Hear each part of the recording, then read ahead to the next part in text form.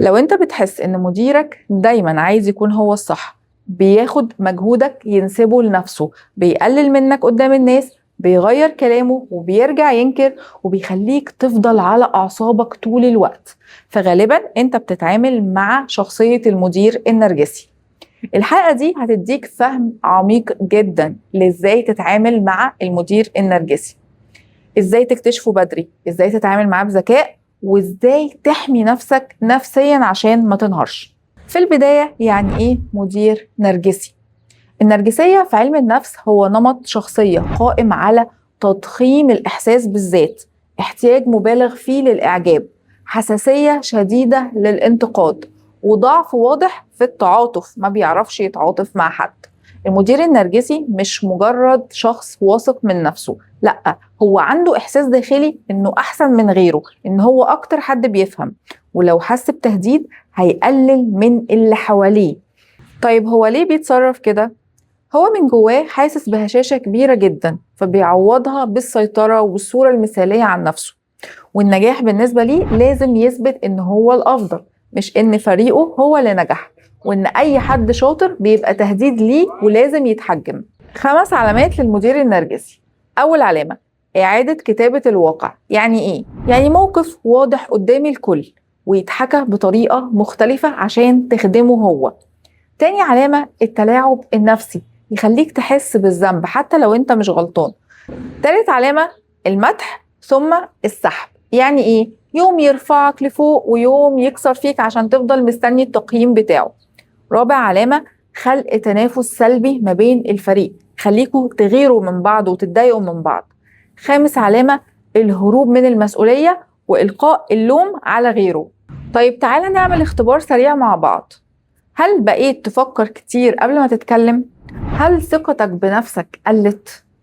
هل بقيت متوتر قبل ما تقابله؟ هل بتشتغل كتير لكن حاسس ان انت مش راضي عن نفسك؟ هل بدأت تشك في كفاءتك؟ لو ده بيحصل بشكل مستمر يبقى التأثير بدأ عليك للأسف. المشكلة إن التأثيرات النفسية للمدير النرجسي بتبقى تدريجية واحدة واحدة، يعني بتبتدي باستنزاف، قلق مستمر، فقدان الثقة بالنفس، يزيد أكتر نوصل لاحتراق وظيفي، يزيد أكتر نوصل لاكتئاب. الأخطر إنك تبدأ تصدق الصورة السيئة اللي بيزرعها جواك عن نفسك. طيب إزاي هنتعامل بشكل ذكي مع المدير النرجسي؟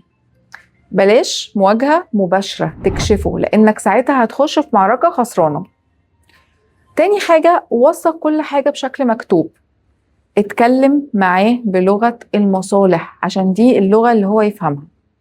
لما يطلب منك طلب، اطلب منه يوضح لك أكتر عشان تقلل التلاعب بعد كده لما يجي يقولك إن هو اتراجع في الكلام بتاعه. قلل التفاعل العاطفي، خليك مهني أكتر، وابني شبكة دعم جوه الشركة بتاعتك مع الموظفين زمايلك. تعال أقولك سيناريوهات واقعية وإيه الردود القوية عليها. لما يقلل منك قدام الناس، قول خلينا نرجع للبيانات عشان الصورة تبقى أوضح. لما ينسب شغلك لنفسه، قول أنا حابب أوضح دوري في الجزء ده عشان كل واحد ياخد حقه. لما يديلك مهام مش منطقية، قول أنا محتاج نحدد الأولويات الأول عشان أقدم أفضل جودة. ولما يلومك على حاجة مش بتاعتك، قول خلينا نراجع توزيع المهام سوا. لما يضغطك، خليك هادي وخلي ردودك قصيرة ومهنية.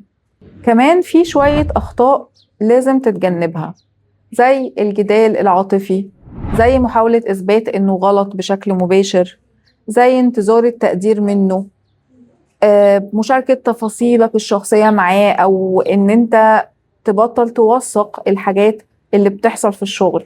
كل ده ممكن يستخدمه ضدك. طيب إيه الخلاصة من كل الكلام ده؟ الخلاصة إن المدير النرجسي مش سهل، لكن التعامل معاه محتاج وعي أكتر، محتاج فهم عميق لسيكولوجيته عشان تعرف تتجنب المشاكل اللي ممكن تحصل لك وانت بتتعامل معاه. وفي النهاية لو الحلقة دي لمستك، ابعتها لحد ممكن يكون محتاجها، وبجد اعرف ان انت مش لوحدك.